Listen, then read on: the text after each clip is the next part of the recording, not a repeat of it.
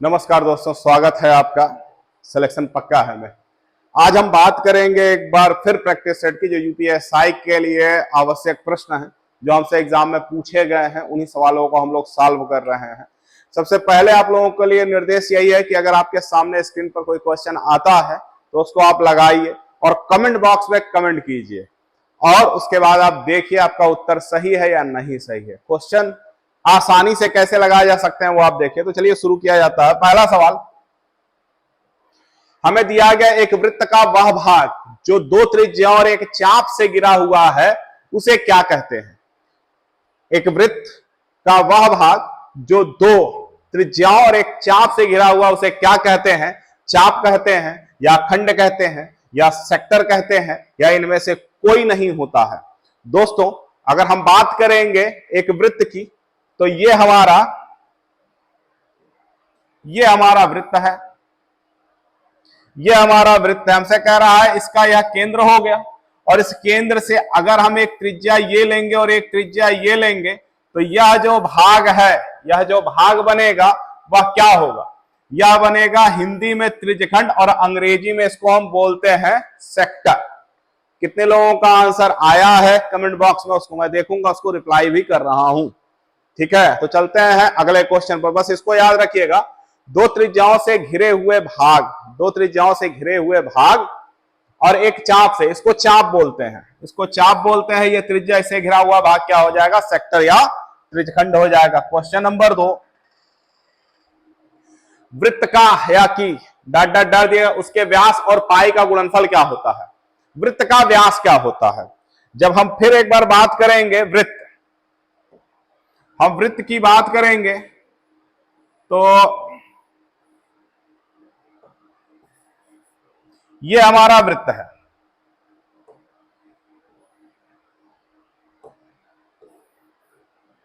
ये हमारा वृत्त है।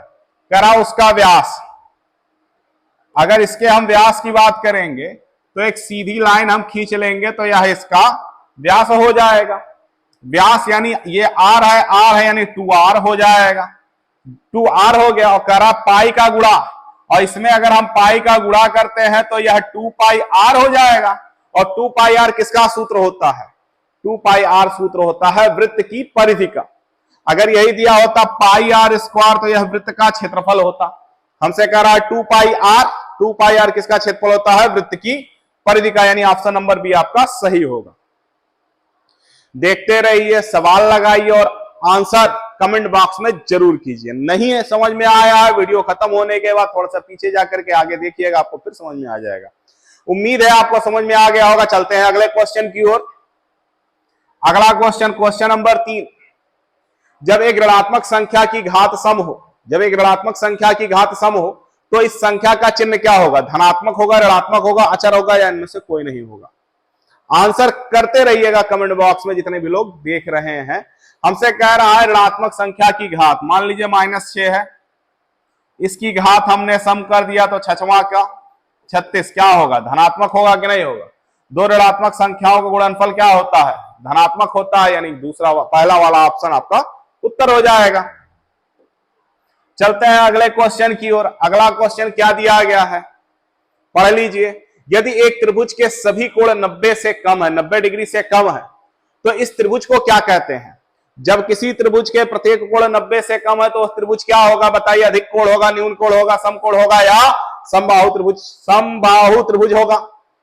देखिए, अगर प्रत्येक कोण 90 से कम है तो कौन त्रिभुज हो जाएगा? न्यून कोण त्रिभुज हो जाएगा। कैसे?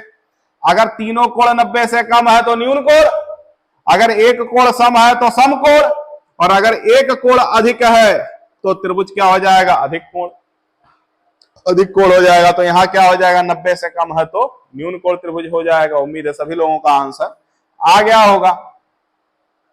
चलते हैं अगले क्वेश्चन की ओर। सिंपल सा सवाल है, किस चिन्ह के अंक समुच्चय ए के अव्यय होने का बोध करते हैं? यूनियन, इंटरसेक्शन, फाई या एलिमेंट? किस चिन्ह से अंक 5 समुच्चय ए के अव्यय होने का बोध करते हैं? भैया इसका उत्तर होगा एलिमेंट। पहला वाला ऑप्शन आपका उत्तर हो जाएगा। अगर ऐसा कोनो क्वेश्चन आता है तो सीधे मार दीजिएगा, कहानी खत्म हो जाएगी उसकी। अगले क्वेश्चन की ओर आगे चलते हैं। क्वेश्चन नंबर 7, कह रहा है रुपयों को एक्स वाई और जेड में इस प्रकार विभाजित किया जाता है कि वाई को मिलता है उससे 7 रुपया एक्स को अधिक मिलता है।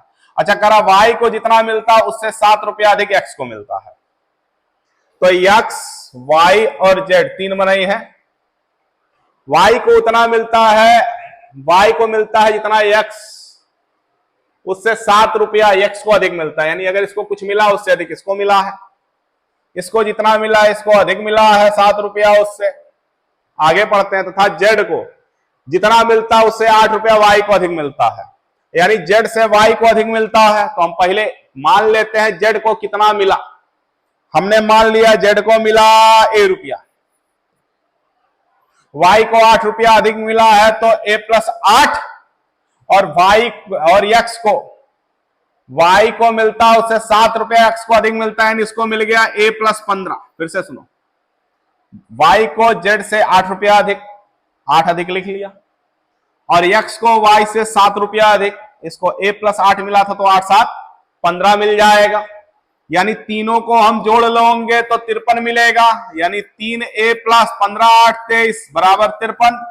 23 उधर जाएगा, 3a बराबर 30, और 3 से काटेंगे 10, यानी इसको मिला 10, 10 8 18 इसको मिला, और 10 और 15 15 10 25 इसको मिला। यानी कि ऑप्शन नंबर बी हमारा आंसर हो गया। आसान क्वेश्चन है, पहले पढ़िए, पढ़ करके पहले लिखिए, लिख करके लगाइए, आसान हो जाएगा। एक लाइन का सवाल है, ऑप्शन से भी लग सकता था, इसे भी लग सकता है। अगला क्वेश्चन चलते हैं। कह रहा अजय और नवल की आयु का अनुपात 2:3 है। 12 वर्ष बाद अनुपात 11:15 होगा। देखो ये पिछले प्रैक्टिस सेट में भी कराया था, जो कल कराया था आप लोगों को। इसके पहले वाले प्रैक्टिस सेट में भी कराया था और आसान तरीका बताया था। उम्मीद है आप लगा करके आंसर कमेंट में कर चुके होंगे। चलिए देखा जाता है। हमसे कह रहा अजय और नवल की आयु का अनुपात 2:3 है, तो 2x/3x कर दिया। कह रहा 12 वर्ष पश्चात इसमें 12 जोड़ा, इसमें 12 जोड़ा, कह रहा है 11:15 हो जाता है। 11:15 हो गया, बस इतना लिख लो। आपको समझाया था, फिर समझा दे रहा हूं। 15 दूनी 30x और 11 तिया 35x, इन दोनों का अंतर निकाल लो। फिर से सुनो, नीचे का ऊपर, ऊपर का नीचे गुणा करके अंतर निकाल लो, और इन दोनों का अंतर है 4। फिर से समझो, इन दोनों का अंतर है 4, और यहां 12 का मान है तो 12 4 48, 3 से काटेंगे 16, तो यानी x बराबर 16, तो 16 दूनी 32 इसका मान, 16 तिया 48 इसका मान। यानी हमसे कह रहा है नवल की आयु पूछा, नवल है दूसरा, यानी 3, तो 16 तिया 48। पिछले प्रैक्टिस सेट में भी बताया था, इसमें भी बताया, एक बार फिर बता दे रहा हूं। पहले लिख लो, ज्यादा कहे तो जोड़ लो, कम कहे तो घटा लो, अंतर निकाल लो भैया। 15 दूनी 30, 11 तिया 33, अंतर 3, और इन दोनों का अंतर चूंकि 4 है तो 12 4 48। हल कर लिया, उत्तर हो गया। क्वेश्चन नंबर नेक्स्ट पढ़िए। कह रहा एक व्यक्ति अपने मित्र को 10% हानि पर एक कार बेचता है, वह इसे 20% हानि पर 54,000 में बेचता है, तो कार का वास्तविक मूल्य क्या होगा? समझो बात को। एक व्यक्ति अपने मित्र को 10% हानि पर बेचता है, माना 100 रुपया ग्राहक 10% हानि पर बेचा, तो 100 रुपए का सामान 90 में बेचेगा कि नहीं बेचेगा? फिर से समझो, माना 100 रुपए का सामान था, 100 रुपए का सामान था, 10% हानि पर बेचा तो 100% सामान का क्रय मूल्य होता है। 10% हानि पर बेचा तो 90 में बिकेगा नहीं बिकेगा? कह रहा वह इसे 20% के लाभ पर बेचता है, यानी जितने में खरीदा उससे 20% का लाभ, तो 120% में बेचेगा कि नहीं बेचेगा? कम है तो घटा लो 100 में से, ज्यादा है तो 100 में जोड़ लो। और ये आता है 54,000 रुपया लिखा हुआ है कि 54,000 में बेच दिया। 0 से 0 कटा, 0 से 0 कटा, इससे काटेंगे 6 9 54, और इससे काटेंगे तो 500 1000, और इसका गुणा कर देंगे तो कितना हो गया? 10 का गुणा कर देंगे कितना हो गया? 50,000। यह आपका आंसर हो गया। आसान है, बस इतना जानो, लाभ है तो जुड़ेगा, हानि है तो घटेगा 100 में। क्रय मूल्य है 100%, क्रय मूल्य होता है 100%। हानि होगा तो 100 में से घट जाएगा, लाभ होगा तो 100 में जुड़ जाएगा। अगला सवाल कह रहा एक कुछ बहुत बेहतरीन सवाल है मित्र, देखिए यदि आप लगा सकते हैं तो लगाइए, पर्याप्त समय आपको मिलेगा, मैं तब तक पढ़ रहा हूं, आपके स्क्रीन पर है, आप पढ़ चुके होंगे, क्वेश्चन का आंसर दीजिए। सोहन एक कुर्सी को 7.5% के लाभ पर बेचता है।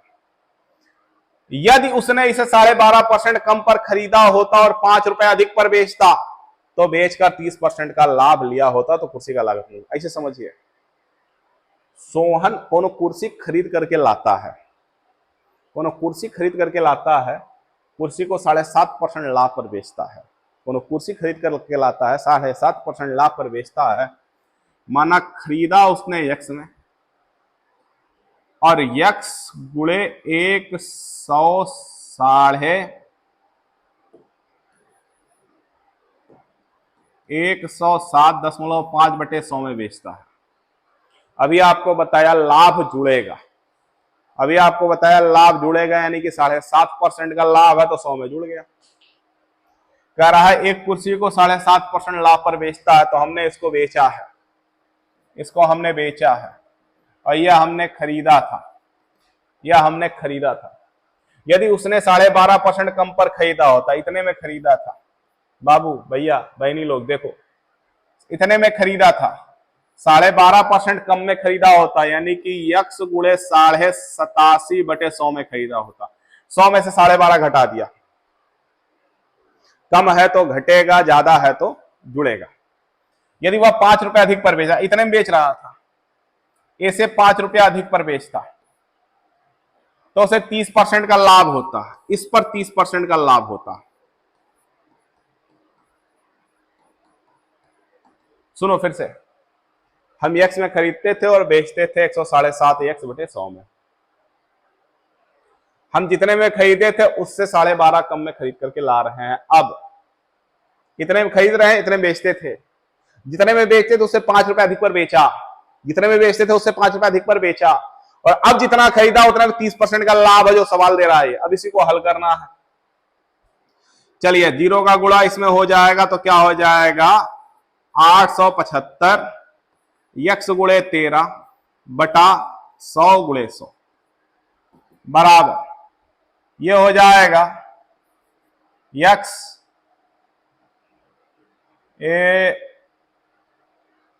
चलिए ये हो जाएगा 107.5 यक्स धन 100 बटा 100, इसका इसमें गुणा कर लिए 500 हो जाएगा। 2 जीरो से 2 जीरो कट गया। हम इसका गुणा कर लेते हैं तो 13 पचे 65 हाथ है 6, 13 सते 91 6 97 हाथ है 9, 13 बटे 104 और 9 113 यक्स बटा 100 बराबर 107.5 यक्स धन 500। हम इसका मल्टीप्लाई कर लेते हैं तो 11375 यक्स 100 का गुणा करेंगे तो 107.50 यक्स धन 2 जीरो इसका 2 जीरो इसका, इसको इसमें से घटाएंगे तो 10 750 यक्स, घटाएंगे तो 5 2 एक को नहीं गया हासिल, 13 में से 7 गया 6, ये गया कट, ये गया कट, यक्स बराबर 50,000। 25 से काटेंगे 25 25 625, 50 से काटेंगे तो 25 दूनी 50 और 25 से काटेंगे 25 अठे 280, हमारा आंसर हो गया। देखो केवल हमें यह समझना, बाकी कैलकुलेशन है, कैलकुलेशन आसानी से लगा सकता था। आपको समझाने के लिए 1 बाय 1 लिख करके रखा है, नोट कर लीजिए, लगाइए। खत्म होने के बाद में एक बार पीछे जाकर के आगे आएंगे। अगर है लाइन आपने सीख लिया, अगर यही लाइन आपने सीख लिया तो ऐसे सवाल आपके हल हो जाएंगे, कोनो दिक्कत नहीं होगा। चलते हैं अगले सवाल पर। अमित और राजू किसी काम को 10 और 15 दिन में करते हैं। राजू 5 दिन काम करने के बाद अमित शामिल हो जाता है। देखो अमित करता है 10 दिन में, राजू करता है 15 दिन में। राजू के 5 दिन कार्य करने के बाद अमित शामिल होता है। राजू के 5 दिन काम करने के बाद, राजू 5 दिन काम कर चुका। पूरा काम 15 दिन में करता तो 5 दिन में करेगा 5/15, यानी 1/3 काम पूरा कर चुका है। फिर से देखो, राजू 5 दिन काम करता है, फिर अमित शामिल होता है। राजू 5 दिन काम कर लिया तो 5/15 काम करेगा, यानी 1/3 काम हुआ, यानी 3 में से 1 काम हो गया, यानी 3 में 2 काम बचा, यानी 2/3 काम बचा। इसको क्या अमित शामिल है, दोनों मिलके करेंगे। और जब दोनों मिलकर के काम करते हैं तो आपको सिखाया गया है पहला गुणे दूसरा बटे पहला धन दूसरा, यानी 10 गुणे 15/25। दोनों के मिलकर होने वाला काम x into Y divided by X plus Y होता है। दोनों के मिलकर होने वाला काम x गुणे वाई बटा एक्स प्लस वाई होता है। बचा काम गुणे मिलके करने की क्षमता। 3 पचे 15, 5 25, 5 दूनी 10, 2 दूनी 4। बचा काम खत्म होगा 4 दिन में। हमसे कह रहा कार्य कितने दिनों में पूरा हो जाएगा। बचा काम 4 दिन में होगा। 5 दिन पहले राजू काम किया है तो 5 4 9 आपका आंसर होगा। क्या होगा? 9। फिर से समझिए, 5 दिन राजू किया है तो 5/15, 1/3 काम हो गया, 2/3 काम बचा। अब 2/3 दोनों मिलके कर रहे हैं ना, तो दोनों के मिलके करने का काम का होता है x into Y divide by X plus Y. उसी का मल्टीप्लाई कर दिया, आया 4। 5 दिन पहले काम किया था तो 5 4 9। उम्मीद है क्लियर हो गया होगा। चलते हैं अगले सवाल की ओर। बढ़िया सवाल है, मिश्र समानुपात का सवाल है। लगाने का तरीका देखिए, आएगा कैसे। जो लोग लगा ले रहे हैं वो कमेंट कीजिएगा। यदि आपको ये क्वेश्चन चाहिए तो सिलेक्शन पक्का है कि टेलीग्राम चैनल को फॉलो कर लीजिए, जहां पे आपको ये सारे क्वेश्चन मिल जाएंगे। ठीक है। कह रहा 3 पुरुष अथवा 4 महिला, यानी 3 पुरुष बराबर कै महिला? 3 पुरुष बराबर 4 महिला। पुरुष महिलाओं के बराबर नहीं, महिलाओं पुरुषों के बराबर नहीं होंगी, लेकिन क्षमता दिया है कि 3 पुरुषों के द्वारा किया गया काम 4 महिलाओं के काम के बराबर होगा। किसी काम को 43 दिन में बना सकते हैं। मित्र, हमारे पास एक सूत्र होता है मिश्र समानुपात का, m1 d1 h1 बटे w1 और m2 d2 h2 बटे w2। आसान। m equal to man, d equal to day, h equal to hour, w equal to work. यानी m1 जो पहला आदमी है, पहला काम है, पहला घंटा है, पहला दिन है, और यहां पर दूसरा आदमी, दूसरा दिन, दूसरा काम, दूसरा घंटा। यहां से हमने लिया 4 महिलाएं किसी काम को 43 दिन में करती हैं। हमसे यहां कह रहा है 7 पुरुष और 5 महिलाएं। हमने यहां महिला लिया है तो इसको भी हमें महिला में कन्वर्ट करना पड़ेगा। हमसे कह रहा है 4 पुरुष बराबर 3 पुरुष बराबर 4 महिलाएं। हमसे कह रहा है 3 पुरुष बराबर 4 महिला। तो भाई 7 पुरुष के पहले बदलो, 7 पुरुष नीचे का ऊपर, ऊपर का नीचे, 7 गुणे 4/3, यानी 7 चौक 28/3 महिला में कन्वर्ट हो गया। यह हो गया 28 बटा, यहां लिख लेता हूं, ये पुरुष 28/3 महिला में कन्वर्ट हो गया कार्य क्षमता, और ये 5 महिला है तो 28/3 धन 5 करेंगे तो 28 धन 5 तिहाई 15/3, 28 15 43/3 हो जाएगा। अब 43/3 यानी ये दिन है, ये महिला है, तो अब महिला कितनी है? 43/3 करेंगे कितने दिनों में? यहां D2 लिख दिया। 43 से 43 कट गया, 4 तिहाई 12, 12 हमारा आंसर हो गया। बस वही याद रखिएगा जो शुरू में बताया, क्या m1 d1 h1 बटे w1 और m2 d2 h2 बटे w2।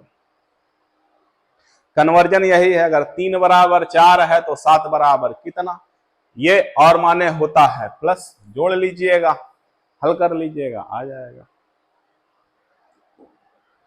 Question number next.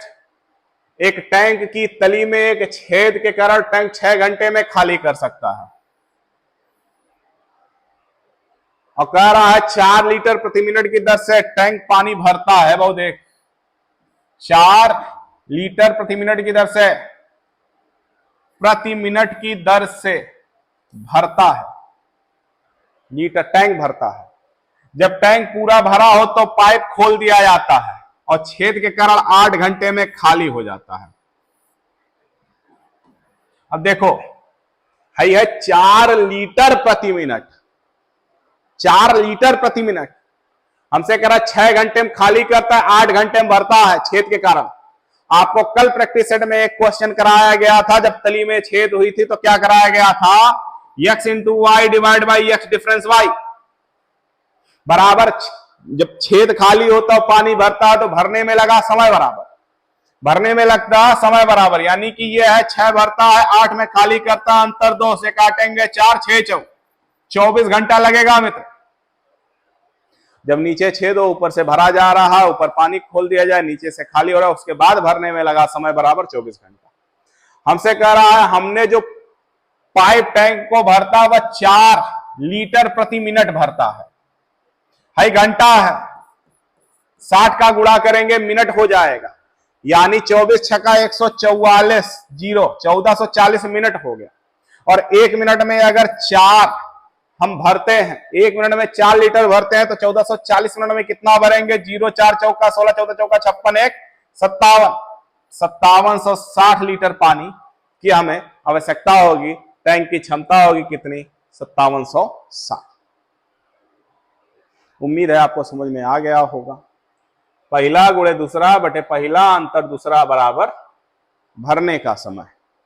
अब चूंकि आप 4 लीटर प्रति मिनट भर रहे हैं तो उसकी क्षमता पूछा है, तो 24 घंटे में 60 का गुणा करेंगे तो 1440 आपका आ जाएगा मिनट।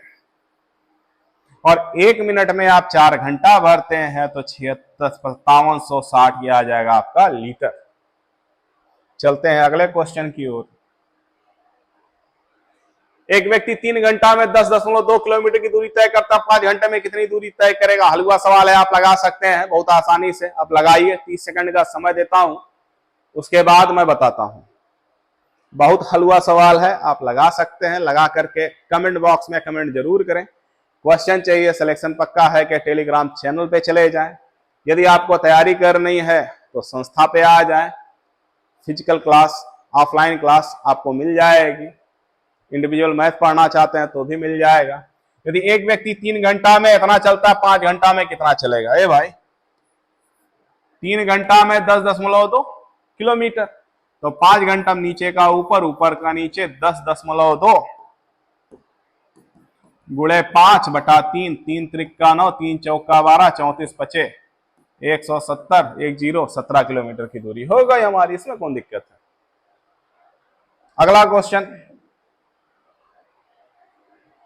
एक निश्चित स्थान से दो व्यक्ति, एक व्यक्ति 3.7 किलोमीटर प्रति घंटे की रफ्तार से और दूसरा 3 किलोमीटर प्रति घंटे की रफ्तार से चलता है और पहला वाला दूसरे वाले से आधा घंटा पहले पहुंचता है, तो दूरी बराबर। बहुत आसान सवाल है, लगाने का तरीका देखिए, लगाने का तरीका देखिए। लेकिन उससे पहले बतिया समझिएगा कि यह बिंदु है, इससे एक व्यक्ति चला 3.75 किलोमीटर प्रति घंटे की रफ्तार से, दूसरा चला 3 किलोमीटर प्रति घंटे की रफ्तार से, और इन दोनों को यहीं पहुंचना है। यहां पहुंचने में ये इससे आधा घंटा ज्यादा ले लिया, तो दूरी बराबर, दूरी बराबर एक लाइन, दूरी बराबर x into Y divide by x difference y बराबर x into Y divide by x divide अंतर y divide into 1/2 into T माने टाइम। 3.75 गुणे 3 बटा 0.75, इसका अंतर 0.75, पहला गुणे दूसरा बटे पहला अंतर दूसरा, और समय लगा है 1/2, दशमलव से दशमलव खत्म हो जाएगा। 3 से काटेंगे 25, 25 55 25, 5 सते 35, 55 25, 5 से काटेंगे 15, 15 91, 15/2 बराबर 7.5 किलोमीटर। ये आपका आंसर हो जाएगा। जब निश्चित दूरी को दो लोग अलग अलग चालों से तय करें और गंतव्य पर पहुंचने में टी समय का अंतर हो, तो पहला गुणे दूसरा बटे पहला अंतर दूसरा और इंटू टी माने टाइम। उसी पे लगा है, हल कर लीजिए, नोट कर लीजिए, आपका आंसर आ जाएगा। अगला सवाल, एक नाव 8 घंटे में धारा के विपरीत दिशा में 40 किलोमीटर प्रति घंटे 40 किलोमीटर चलती है और 6 घंटा धारा के अनुकूल 36 किलोमीटर चलती है, शांत जल में नाव की चाल। आसान सवाल है। देखो, ये नाव है, ये धारा है, नाव की चाल x, धारा की चाल y। तो धारा के साथ चाल अगर हम निकालेंगे तो x प्लस वाई हो जाएगा, और अगर नाव ऐसे जाए, धारा ऐसे आए, हाई x हाई y, तो धारा के विपरीत चाल x माइनस वाई हो जाएगा। ये कह रहा है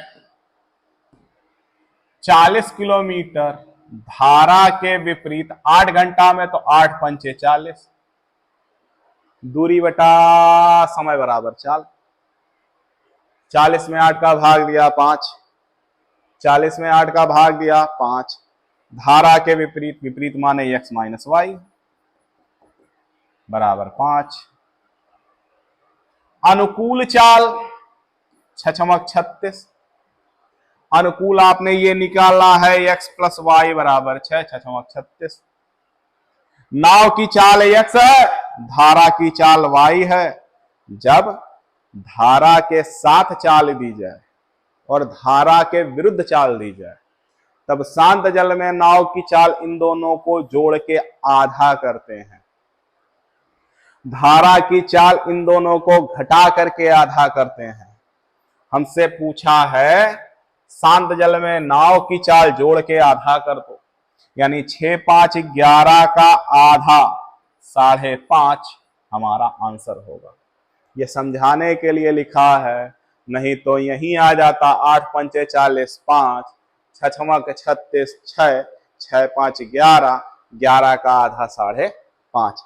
ये समझना है आपको। उम्मीद है आपको समझ में आ गया होगा।